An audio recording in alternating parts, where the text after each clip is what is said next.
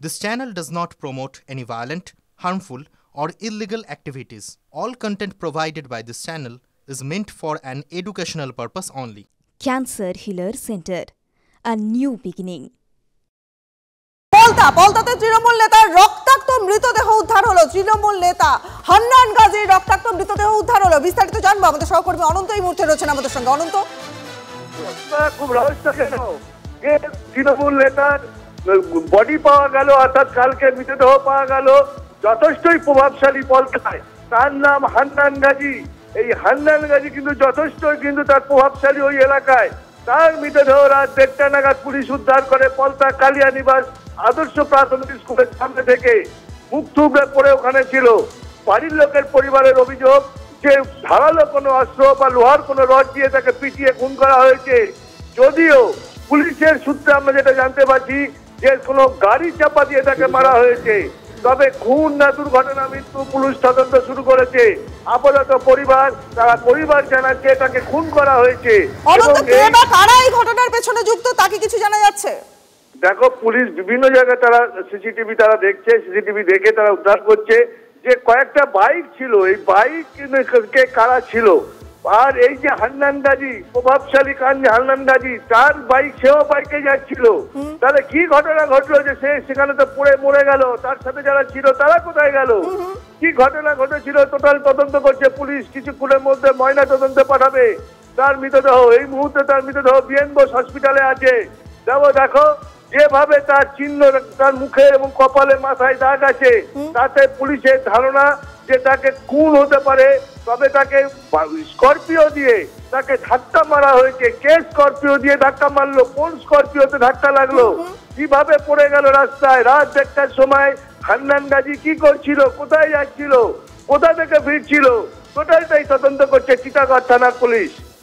অনন্ত, তুমি আমাদের সঙ্গে থাকো। আপনাদের আরো একবার জানিয়ে দিই, টিভি9 বাংলা এই মুহূর্তের এক্সক্লুসিভ খবর সামনে আসছে। পলতায় তৃণমূল নেতার রক্তাক্ত মৃতদেহ উদ্ধার হলো। তৃণমূল নেতার নাম হান্নান গাজী, তার রক্তাক্ত মৃতদেহ উদ্ধার।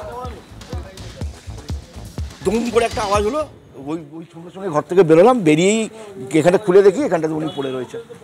দুম করে আওয়াজ হয়েছে, খুব জোরে আওয়াজ হয়েছে। দুম করে একটা আওয়াজ হয়েছে ঘরের ভেতর থেকে, এরকম একটা পেজ মানে ধাক্কা টাক্কা লাগলে যেরকম একটা আওয়াজ হয় ওরকম। কটা বাজে? 1:30 বাজে হয়তো, রাত 1:30। কি অবস্থায় মারা গেছে? এখানে অন স্পট ডেট ছিল।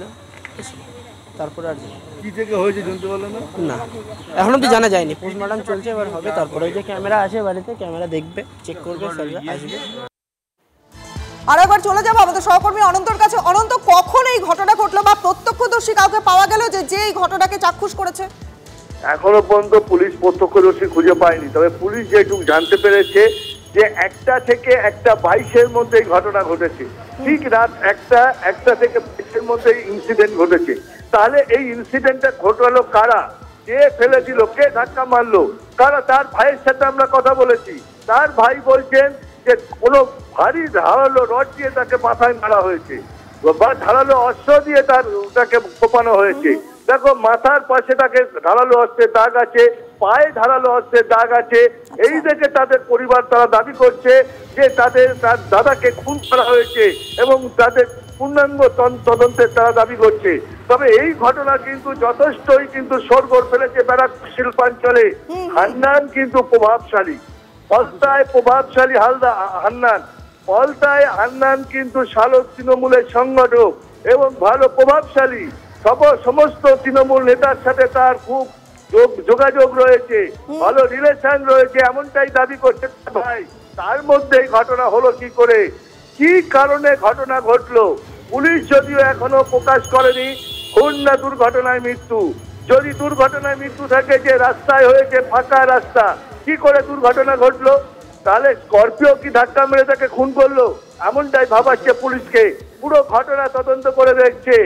হান্নানের এই ঘটনা কিন্তু যথেষ্ট তৃণমূলের পলতা ব্যারাকপুর শিল্পাঞ্চলে, অর্থাৎ ব্যারাকপুর বিশেষ করে, তার কিন্তু যথেষ্টই কিন্তু এই ঘটনা প্রভাব পড়েছে। একেবারে অনন্ত, তুমি নজর রাখো। অনেক ধন্যবাদ তোমায়।